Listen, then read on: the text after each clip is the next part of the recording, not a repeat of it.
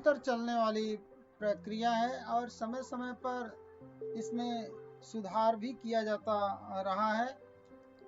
किस प्रकार से मतपेटी से लेकर के ईवीएम मशीन तक की यात्रा संपन्न हुई, उसका एक इतिहास जानने का प्रयास करते हैं।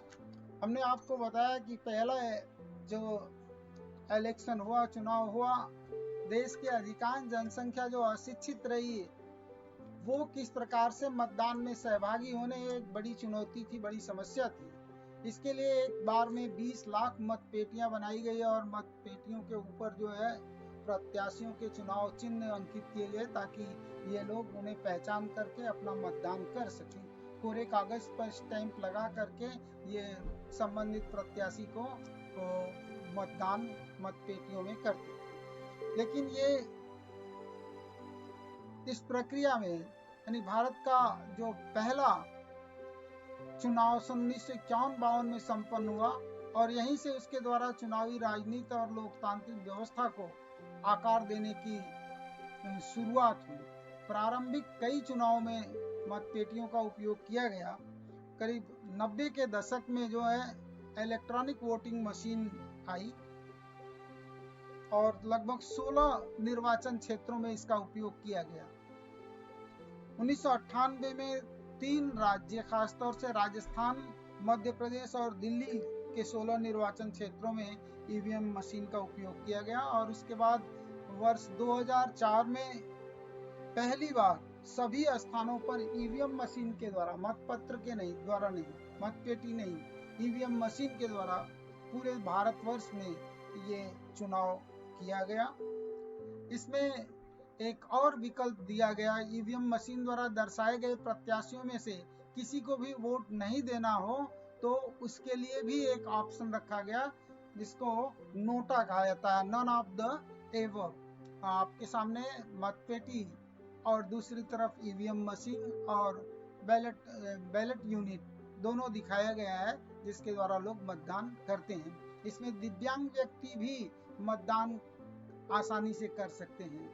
इसका बड़ा फायदा हुआ कि जो बैलेट पेपर बनाने के लिए, मत पत्रिका बनाने के लिए हजारों टन कागज की जरूरत होती है, इससे काफी पैसे की बचत हुई, वृक्षों की कटाई रुकी, पर्यावरण को होने वाली क्षति जो है इससे रुकी।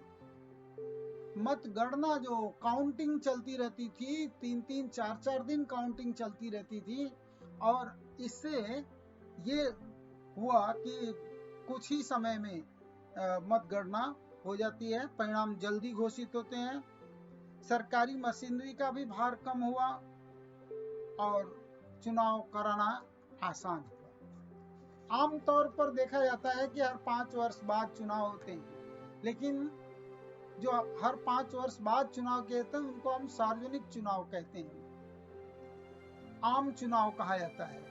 कभी कभी स्थिति ऐसी होती है कि निर्वाचित सरकार अपनी कालावधि पूर्ण करने से पहले ही अल्पमत में आ जाती है या गठबंधन वाली सरकार होने पर अथवा सहयोगी दल यदि अपना समर्थन वापस ले लेते हैं तो सरकार अपना बहुमत खो देती है। और ऐसी स्थिति में यदि पर्यायी सरकार के गठन की संभावना नहीं रहती है तब ऐसे समय निर्धारित अवधि से पहले ही चुनाव करवाने पड़ते हैं जिनको हम मध्यावधि चुनाव कहते हैं। संसद का चुनाव हो, विधान सभाओं का चुनाव हो, जैसे आप एमपी का उदाहरण ले सकते हैं। अभी अभी मध्य प्रदेश में क्या हुआ, कांग्रेस के 2 धड़े हो गए और एक धड़ा उससे अलग पड़ गया जिससे कांग्रेस की सरकार जो कमलनाथ शुक्ल के नेतृत्व में चल रही थी वो अल्पमत में आ गई, उनको रिजाइन देना पड़ा और फिर मध्यावधि चुनाव का विकल्प बना। तीसरा है उपचुनाव।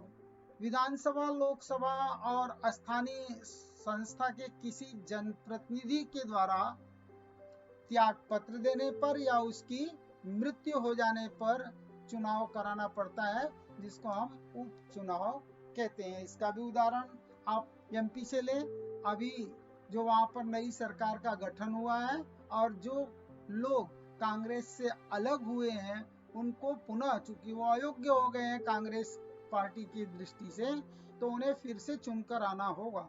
ऐसे लोगों के लिए जो चुनाव कराया जाता है उसको उपचुनाव कहते हैं। आइए देखें, यहाँ पर एक स्थिति है। 8 अक्टूबर 2010 को निर्वाचन आयोग द्वारा विशेषज्ञ व्यक्तियों की एक समिति का गठन किया गया। इसका कारण था कि कई बार जो है वोटिंग मशीन को लेकर के राजनीतिक दलों के द्वारा ऑब्जेक्शन लिए जाते रहे हैं कि पक्षपात किया जाता है, मशीन काम ठीक से नहीं कर रही है। तो इसके लिए ये विशेषज्ञ व्यक्तियों का जो गठन किया गया, उन्होंने इलेक्ट्रॉनिक मतदान मशीन में मतदाता सत्यापित रसीद, VVPAT, voter verified paper, audit trail ये लगाया, ताकि मतदान करने के बाद वोटर को ये पता चल सके कि उसने जिस प्रत्याशी को मत दिया है अपना, उसका वोट उसी प्रत्याशी को गया है, किसी अन्य को नहीं गया है। और इससे पूरी खातरी हो जाती है, उसे आश्वस्त हो जाता है, संदेह की गुंजाइश नहीं रहती। इसे सभी राजनीतिक दलों ने समर्थन दिया है। अपने वोट का सही ढंग से पंजीकरण हुआ या नहीं, इसे जांचने की सुविधा प्राप्त हुई है। इस पाठ में हम चुनावी प्रक्रिया का कई अंगों से अध्ययन किए। अगले प्रकरण में हम भारतीय राजनीतिक दलों के बारे में अध्ययन करेंगे। धन्यवाद।